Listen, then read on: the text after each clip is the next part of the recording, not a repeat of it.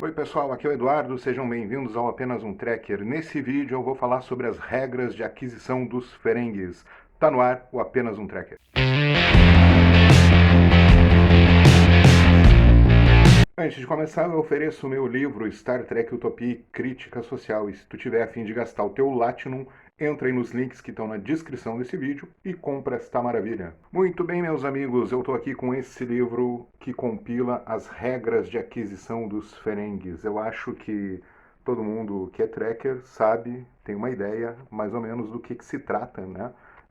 Essas regras de aquisição dos ferengues, principalmente aqueles que amam Deep Space Nine, como eu. Enfim, as regras são o seguinte, vamos recapitular, né? Elas são uma espécie assim de guia, né, de atuação que os ferengues devem seguir. São os princípios daquela civilização, né? Que é claro que são, então, na maioria voltados para os negócios, já que os ferengues, como todos sabem, são os capitalistas do espaço. Então é uma bíblia, né, que todo ferengue deve seguir os seus mandamentos para que possa prosperar e lucrar ainda mais. É uma espécie assim de são os princípios sagrados da Aliança Ferengue. Então nesse livrinho aqui foram compiladas algumas das regras de aquisição. Na verdade existem 285 regras, elas são pequenas, né? São frases, como vocês podem ver aqui, ó, cada página tem uma das regras. São 285, se sabe que são 285, mas na verdade só foram mencionadas algumas. E todas que foram mencionadas em Deep Space Nine estão aqui, que são aproximadamente 70 regras. Né? Lá em Voyager vai se mencionar uma regra 299, num episódio lá que tem uns ferengues, né, que estavam atuando como deuses num planeta e tal. Mas o que se sabe até hoje são 285, e aqui nesse livro temos aproximadamente 70. Uma coisa legal aqui nesse livrinho, além das regras, é claro, é que tem um texto de introdução que é escrito por ninguém mais, ninguém menos do que o próprio Quark, que já está aqui na capa do livro. Então, nesse texto de apresentação, que é muito engraçado, no final, tipo, tu dá uma gargalhada, porque ele está primeiro parabenizando a pessoa por ter comprado o livro e tal, né? Tá falando maravilhas do livro, do seu produto, é claro.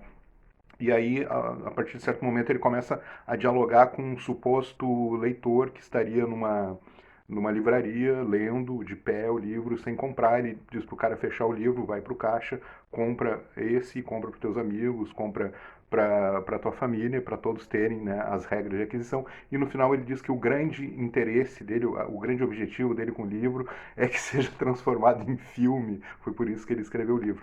É claro que o texto foi escrito pelo Ira Steven Behr, que é um dos caras mais importantes, um dos nomes mais importantes de Star Trek em todos os tempos, especialmente em Deep Space Nine, da qual ele era produtor e foi um grande roteirista.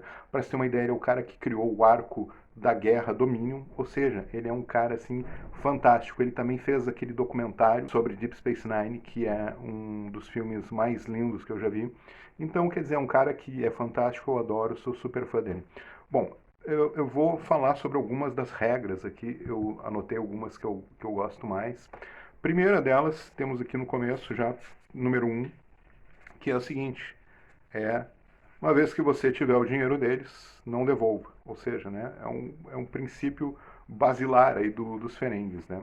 A número 7, mantenha suas orelhas bem abertas, porque a gente sabe que as orelhas são proeminentes nos ferengues e são talvez um dos sentidos mais importantes, né, para eles, porque eles ouvem muito bem, então eles têm que, como a gente fica de olhos bem abertos, eles ficam de orelhas bem abertas. 18. Um ferengue sem lucro não é um ferengue, ou seja, o objetivo último da civilização ferengue é, sem dúvida alguma, fazer negócios e lucrar. Temos aqui a 27, que eu também selecionei, que eu acho bem engraçada, que é: não tem nada mais perigoso do que um homem de negócios honesto. Ou seja, é também, né, um princípio básico dos ferengues. Eles têm que ser desonestos e têm que tentar passar os outros para trás. Ou seja, né, típico ferengue que a gente conhece. E as regras 34 e 35 são fantásticas, porque a primeira diz o seguinte, a 34, a paz é boa para os negócios, e a 35 diz, a guerra é boa para os negócios. Ou seja, como bons capitalistas, eles não estão nem aí, né, para a paz ou para a guerra. É possível ganhar dinheiro das duas formas. 40, 40 é interessante. 40. Ela pode tocar os seus lóbulos, mas nunca o seu latinum. Ou seja, né, a mulher pode fazer carícias no Ferengue, pode ter um relacionamento com ele, ele é apaixonado, né, pela Dax, só que jamais toque no seu dinheiro, né, são coisas separadas. Essa aqui é extremamente interessante, 79. Cuidado com cuidado com a ganância vulcana por conhecimento. Ou seja, eles mencionam uma outra espécie, né, aqui no livro, na Bíblia deles, o que é muito interessante. Porque a Aliança Ferengue ela tem aproximadamente 8.000, 10.000 anos de existência. Né?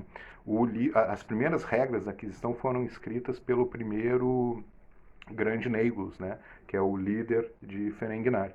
Então, e tem milhares de anos então que essas regras começaram a ser escritas. Então eles também têm contato já com outras espécies há muito tempo. Daqui a pouco eu vou ler uma outra regra que fala em outra espécie bem conhecida. Deixa eu ver qual é a próxima aqui. 94. 94.